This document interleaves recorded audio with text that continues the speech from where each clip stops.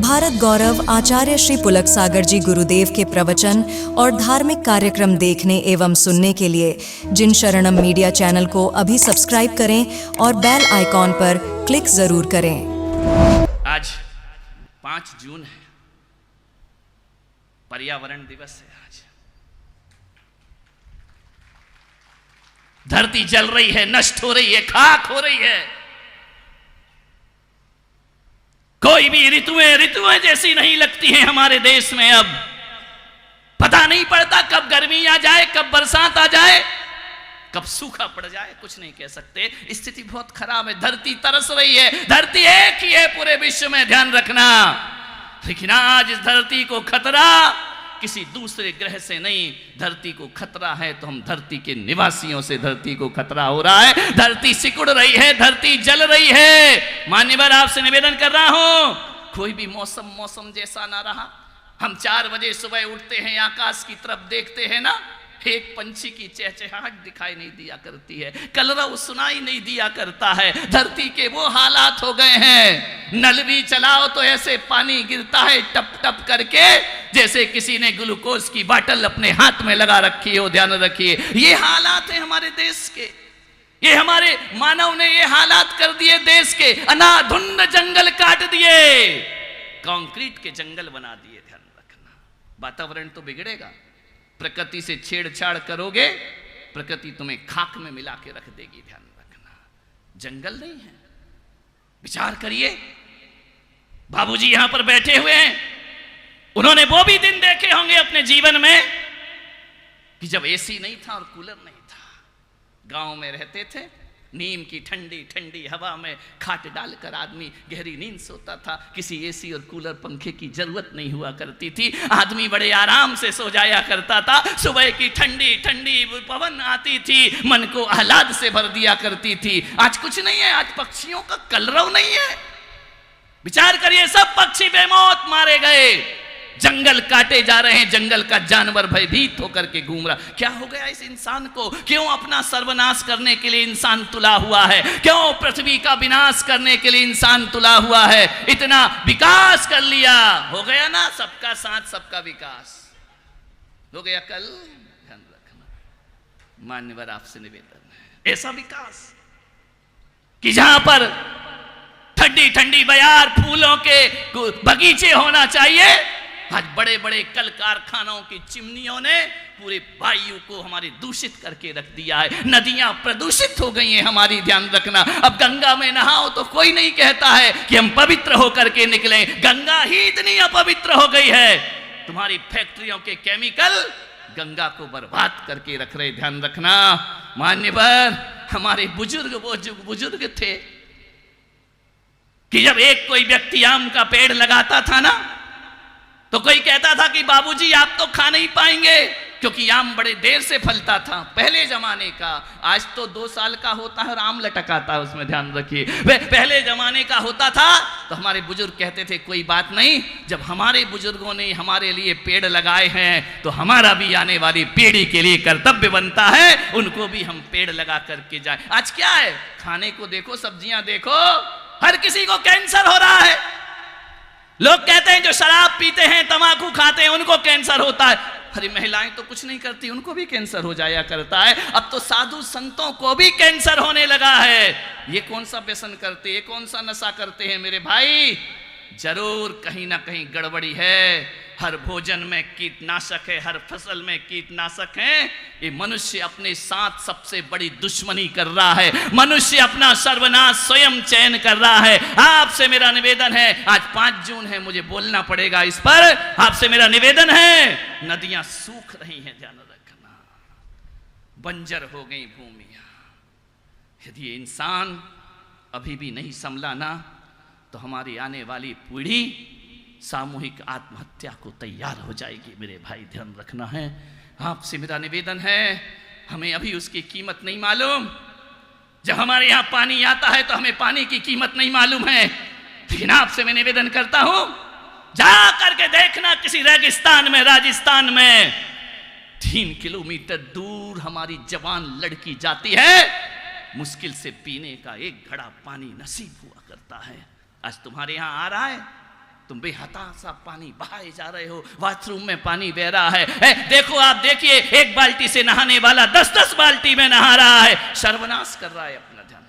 मैं कहता हूं जल संरक्षण करो, प्रकृति को बचाओ मेरे भाई, ये प्रकृति को जीने लायक रहने दो। हम साधु संत कभी जंगल में रहते थे, अब तो जंगल बचे ही नहीं है, ध्यान रखना। वहां जाके हम करेंगे क्या? अब तो शहर भी जंगल से कम नहीं हुआ। ये पंखा लगा, ये कूलर लगा, स्थिति देखो, ये कंक्रीट का जंगल है, दीवारें इतनी गर्म होती हैं, आदमी की सहन शक्ति से बाहर हो जाया करता है। पहले कच्चे मकान हुआ करते थे, पहले कच्ची रोड हुआ करती थी, खेत खलिहान लहराते रहते थे, वृक्ष फलों से लदे रहते थे, जालियां धूमा करती थी, सावन की बहार आती थी। ध्यान रखना, सब खत्म हो गए, कहानी बन करके रह गए। मैं मनुष्य से निवेदन करता हूं, आज जितने भी लोग यहां बैठे हैं ना, मैं कहता हूं किसी से प्रेम करो या ना करो, हर आदमी को प्रकृति से प्रेम जरूर करना चाहिए, वातावरण से प्रेम करना चाहिए, इस माहौल को बदलना चाहिए। बीमारियां घेर ली हमने, कभी जब बचपन में सुना नहीं था कि कैंसर क्या होता है। मेरे कमरे में दिन में 10 लोग आते हैं, आशीर्वाद दो, इसे कैंसर हो गया महाराज। ध्यान रखिए मान्यवर, ये प्रकृति से छेड़छाड़ करने का अभिशाप है। ध्यान रखिए, पानी खत्म हो गया, लेवल गिरते जा रहा है पानी का, ग्लेशियर पिघलते जा रहे हैं, गंगा सिकुड़ते जा रही है। ध्यान रखना, क्या तुम्हारा कोई कर्तव्य नहीं है? जिस पृथ्वी पर तुम रहे, जिस देश में तुम रहे, आज इतनी पब्लिक यहां पर बैठी है, इतने लोग यहां बैठे हैं, मैं पुलक सागर कहता हूं कि अपनी संतान को तो हर कोई जन्म दे देता है, कौन ऐसा है यहां पर जो प्रकृति का जीवन बचाने का पुरुषार्थ करेगा? ध्यान रखिए, आपसे मेरा निवेदन है, कुछ करो या ना करो, सब हिंदू समाज बैठा है ना यहां, मरने के बाद तुम्हारा क्या किया जाता है? बोलो, जलाया जाता है ना, दफनाते नहीं है ना, किसी कुएं में उल्टा तो नहीं लटकाते हैं ना, साबरमती में ले जाके तो नहीं फेंकते हैं ना। हिंदू हो ना, जैन हो ना, तुम्हारे यहां अग्नि संस्कार हुआ करता है। ध्यान रखना, मैं आपसे कहता हूं, उसी आदमी को चिता में जलने का अधिकार होना चाहिए। तुम्हारी चिता जब जलती है ना, कितनी लकड़ियां लगती हैं, ध्यान रखिए। उसी आदमी को चिता में जलने का अधिकार होना चाहिए इस देश में, जो जीते जी अपनी जिंदगी में 50 पेड़ लगाने की ताकत रखता हो। ध्यान रखिए, 50 पेड़ लगाइए अपने जिंदगी में, वृक्ष लगाइए, वृक्षारोपण करिए। और यदि आपने अपनी जिंदगी में एक भी पेड़ नहीं लगाया है, तो मैं पुलक सागर कहता हूं, तुम किस हक से लकड़ियों में अपनी अंतिम संस्कार किया करते हो? ध्यान रखना, आजकल तो इलेक्ट्रिक आ गए हैं, बटन दबाई स्वाहा। ध्यान रखना, नहीं मेरे भाई, हम हिंदू हैं, हम जैन हैं, हम बौद्ध हैं, हम उस सनातन परंपरा के लोग हैं जो पुनर्जन्म पर विश्वास रखा करते हैं। जो पुनर्जन्म पे विश्वास नहीं रखते वो दफनाते हैं, और जो पुनर्जन्म पे विश्वास रखते हैं वो अग्नि संस्कार किया करते हैं। क्योंकि उन्हें मालूम है यह देह नष्ट हो गई, अब अगली नई देह मिलेगी। जो पुनर्जन्म को नहीं मानते हैं वो लाशों को संभाल करके रखते हैं, फिर आएगा कोई, कयामत होगी, फिर तुम्हें उठाया जाएगा। ये विश्वास हिंदुओं का नहीं हुआ करता है। हम तो शरीर को ऐसे छोड़ते जाते हैं। आज तुम यहाँ पर बैठे हो, मालूम है तुमको, एक शरीर नहीं 84 लाख शरीर तुमने फेंके हैं बाल पा करके। हम इस शरीर से प्रेम नहीं करते। हमारा दर्शन आत्मा का प्रेमी होता है, हमारा दर्शन देह का प्रेमी नहीं हुआ करता है। इसलिए हम इस देह को मृत होने के बाद अग्नि में संस्कारित कर दिया करते हैं। ध्यान रखना, काय में फेरे लोगे?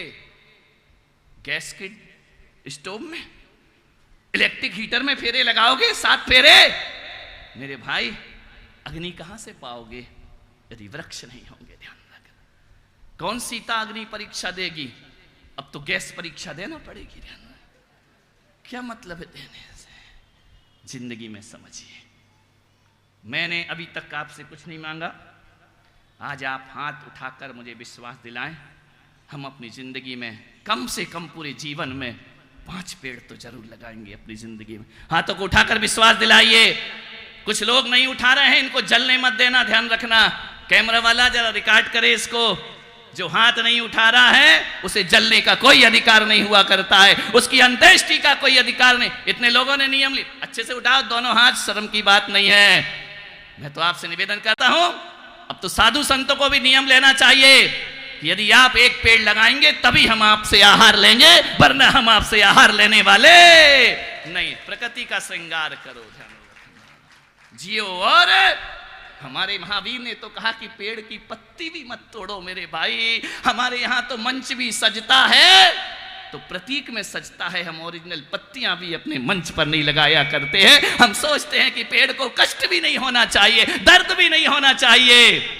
ध्यान रखना, हाथ उठाया है आपने, कसम ली एक संत के सामने, नहीं तो बेटा बरसात में मरोगे, आग नहीं लग पाएगी। ध्यान रखना, मान्य निवेदन। और क्या आग लगी हो पानी गिरा देगा? तूने पेड़ लगाया कहाँ है जो तू जल रहा है बैठकर? तुझे तो जलने का हक ही नहीं होना चाहिए, तुझे तो ले जाके पड़ोस में दफना देना चाहिए। ध्यान रखना, मान्य पेड़ लगाओ, वृक्ष लगाओ। आज पर्यावरण दिवस है, सौगंध खाइए। और एक नियम लेना, जो भी आदमी पेड़ लगाएगा स्वदेशी पेड़ लगाएंगे। ध्यान रखना, विदेशी पेड़ों से हमारी भारत की वसुंधरा बंजर हुई जा रही है मेरे भाई। वो पेड़ पानी सोख लेते हैं और पूरा पानी का लेवल नीचे चला जाता है। विदेशी पेड़ों के पास छाया नहीं होती है, विदेशी पेड़ों के पास पक्षी जाकर भोजन नहीं करता है। तुम्हें मालूम है पहले हमारी स्वदेशी अमरूद आता था ना, क्या कहते हो तुम गुजराती में अमरूद को? है जामफल। बहुत जाम लगा है भाई, ध्यान रखना।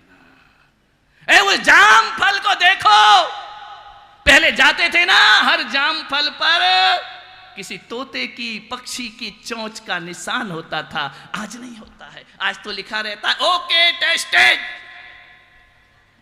विचार करिए क्या स्वाद होता था। एक अमरूद आता था पूरा घर महक जाया करता था। आज तो किलो से भी अमरूद ले आओ तो महकता नहीं है। मेरे चौके में आते, महाराज एप्पल ले लो, बड़ा लाल एप्पल, इतना बड़ा, खाओ तो ऐसे ही लगता जैसे थर्माकोल खा रहे हो, उसमें कुछ स्वाद ही नहीं है मेरे भाई। अमरूद जामफल इतना बड़ा हो गया है, खाओ तो लगता कागज खा रहे हैं क्या। ना स्वाद है, ना पौष्टिकता है, कुछ नहीं है। ये विदेशी फल, कभी ख्याल करना, विदेशी फल पर हिंदुस्तान का पक्षी चोंच नहीं मारता है। वो भी जानता है कि विदेशी नहीं, हमें स्वदेशी खाना। फिर इंसान क्यों नहीं जानता है?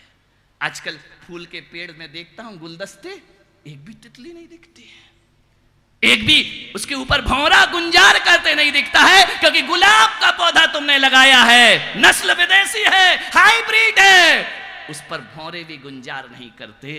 लेकिन कहीं यदि स्वदेशी फूल खिल जाए गुलाब का, तो तितलियां भौरे उस पर गुंजार करने लगते हैं। ध्यान रखिए, एक जानवर भी स्वदेशी विदेशी जानता है।